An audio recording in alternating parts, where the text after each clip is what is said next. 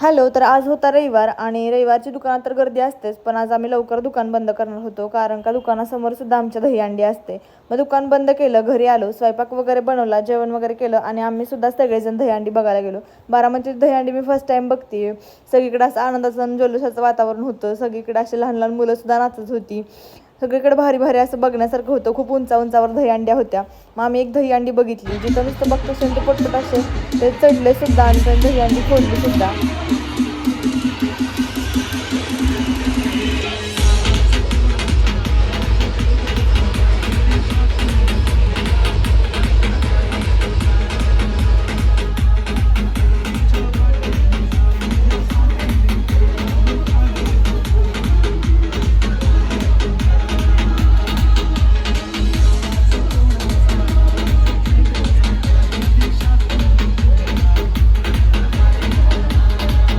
सुंदर अशा पद्धतीनं मनोरा केलेला आहे आणि दहीहंडी फोडण्यात यश मिळवलेलं आहे.